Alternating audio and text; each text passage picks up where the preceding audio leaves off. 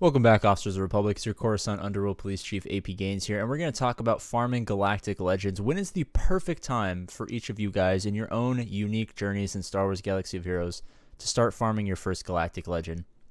Now, for those of you guys who don't know, there's a bunch of possibilities. We're going to cover all of them, so maybe you guys are all obviously going to be in different spots.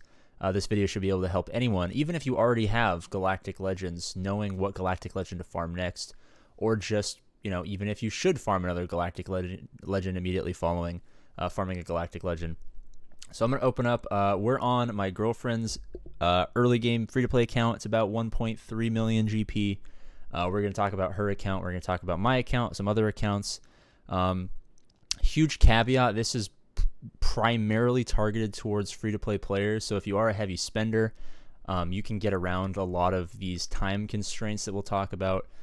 So just be aware that if you do plan on spending money on this game, that a lot of this stuff won't necessarily make sense for you guys because this is from a free-to-play perspective. All right, so right off the bat, should you rush a Galactic Legend? I'm going to say that it's most likely not a good idea to rush a Galactic Legend. In like 99 out of 100 situations, it's probably not a good idea to rush a Galactic Legend. Some of the reasons I say this are... I think the primary one, and I don't think people talk about this enough, is it's not fun. At the end of the day, Galactic Legend farms, I just got off of the Kenobi farm on my main account. It took me months, literally from the day Kenobi was announced to maybe about a month ago. It took me to farm up Kenobi, and I already had a lot of the requirements, and I already had really good access to good crystal income in the arenas and stuff like that. So I was in a really good position to farm up that Galactic Legend. It still took me months and months and months. And that's with the benefit of all of the resources that I had from arenas and from already having a bunch of gear stored up and already having a lot of the characters already relicked and stuff like that. So should you rush a Galactic Legend? For the most part, I'd say no, it's not fun. If this is your first attempt into Star Wars Galaxy of Heroes, if you're a new player, and there are actually a lot of new players, I don't think people realize how many new players are actually joining the game. If you're a new player and you've seen people say, maybe rushing Galactic Legends is a good idea, I'm just going to warn you, it's a totally viable strategy that you can employ. It's just not particularly fun, and I feel like you will likely burn out because of it. This is a hero collector game, and a lot of the Galactic Legends either require heroes like Rey or Supreme Leader Kylo Ren, who, let's be honest, not a lot of people are super big fans of those movies. But if you are, if you love the First Order, you love the Resistance, and those are your passion projects already, then absolutely that's a fantastic place for you guys to go.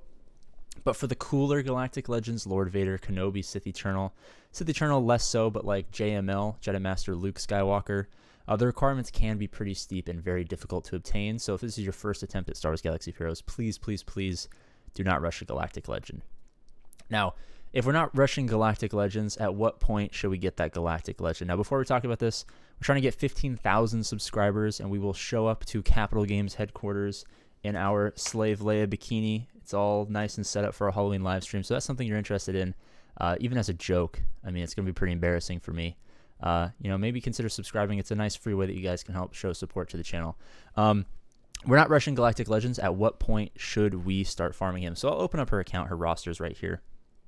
And I'd say her roster is a fairly balanced. It's GAC focused. That's a big caveat. This account was created to be good in GAC, and has been very, very, very successful in GAC. But the great thing about Grand Arena is employing any kind of farming guide can give you guys great results in early Grand Arenas because most players don't.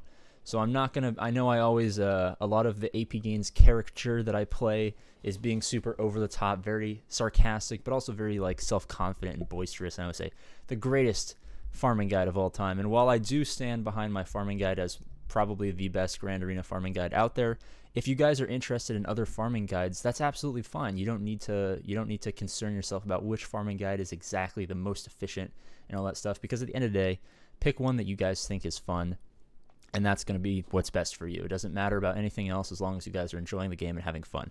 So she's 1.3 million GP. She's got her Relic Revens. She's working towards Malak. She's got her CLS team. She's got her Padme team. She's got Trail up and stuff. She's going to relic a couple more characters and a couple more teams. She's eventually going to push Gas. And then after Gas, she's probably going to push for a Galactic Legend.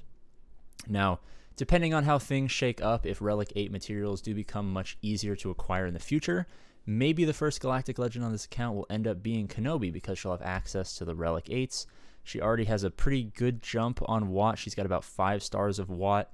You know, she has a lot of characters already that she's going to need, and maybe she'll have good access with gas to Fleet Arena, which she always gets first in if she or me remember to actually participate.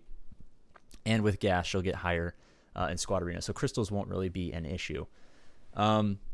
When should she farm Galactic Legends? If you guys are in a similar spot, you know, you went for a good GAC, you went for a Revan, CLS, Padme, Bounty Hunter, Darth Vader approach. I would say probably after you have Malik and gas, I would push a Galactic Legend. Now, could you farm one sooner? Could you say, hey, APGAINS, I'm right where she is, or my account obviously is going to look different because everyone's account looks different. And what I'm going to do is I'm going to farm SLKR or Sith Eternal or whatever after I have a good baseline. That's absolutely fantastic. Just make sure that, you know, when you're doing SLKR or Rey or C, especially Sith Eternal Emperor, when you get those characters up to Relic, keep them at Relic 0, because only a couple of characters, especially in the Sith Eternal Emperor, you know, First Order Resistance are included in this. They don't really get that much better with higher relics. So make sure you just keep them at Relic 13 as you progress and try to Relic all of them at the same time, because you don't want to get your matchup GP super high. You don't want to have, you know, half of a good roster plus plus a GL rush and then go up against a really fine-tuned, highly relic roster and find yourself in a sticky situation for Grand Arena. So just make sure if you pause halfway through kind of like the APGAINS core teams to push a Galactic Legend, that you keep your top end GP. For those of you guys that don't know, your GAC matchmaking is the amount of units you place on defense times 2. The collective GP of all of them is kind of how we understand matchmaking to work in Grand Arena as of the time of recording this video. So if I were on this account and I were to if I were to add like a Relic 7, if I were to Relic 7 Vader and then Relic 7 Anakin and then Relic 7 Thrawn and then Relic 7 EP, because I was pushing a Supreme Sith Eternal Emperor, my top end GP would skyrocket because higher relics add a ton of GP to your characters. So if you're in this situation where you got kind of like half the core team set up, you're not really ready to move on properly to a Galactic Legend, but you want to push that Galactic Legend, make sure you are very mindful of that top end GP so you don't find yourself in really sticky situations in Grand Arena. Now, let's talk about, let me just actually, I don't want to switch BlueStacks accounts because that will take 5 hours. So let me see if I can find my main account in Nicole's friend group. Perfect. So this is the main account. This is a Hyperdrive bundle. We spent Hyperdrive bundle plus $40, so $140 total spent over almost 2 years, I'd say. It'll be 2 years in January on this account. So this is not a free-to-play account. $140 was spent. That doesn't get you all that much, unfortunately, these days, but that's a caveat. This is technically not a free-to-play account. I started pushing Kenobi basically when I hit 3 million GP. When I hit 3 million GP, I had all the core teams relicked. I had Malik, I had Gas. They're both 7 stars. And it took me 800,500 GP. 851,993 GP before the time I completed my Jedi Master Kenobi. Now, a lot of that was bloat, but this was previously, before a couple of changes, this was previously the optimal strategy, was to wait for that 3 million GP mark and then get the Galactic Legend. Because of Territory Wars, some stuff has changed. I mean, if you want to get into higher Territory Wars, you need not only to have a good account, and a lot of people maybe who have an SLKR or something have thin accounts, you need a lot of GP because GP bloat is very, very important for Territory Wars.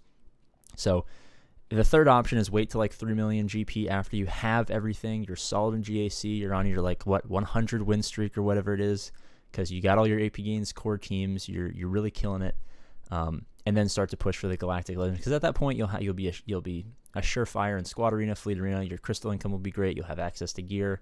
You'll be an experienced player, and you can go in whatever direction. And there'll be other Galactic Legends in the future, other cool characters you guys can farm. And I'm really excited. Hopefully we get a lot of new legendary, marquee characters, so that, eventually maybe farming CLS right off the bat is not the best thing, because maybe they add Gungans, and Gungans are a really powerful early game teamer. I'm just excited to see what there is in store for the future. So I'm going to get out of here, guys. Again, if you want a free way to help support the channel, subscribe. I'll see you guys tomorrow or maybe later today for the Season 2 of the IGL announcement. I'm super excited about that. We should get a bunch of the team captains on. We also have meme review with Arnold coming up. So if you go to the description, the link to the Reddit. I would love it if you guys were to place memes in the Reddit, in the APGAINS subreddit, so that me and Arnold could react to your memes on Meme Review this week. That would be awesome. But I'm going to get out of here, guys. As always, I love you guys, and I'll see you later.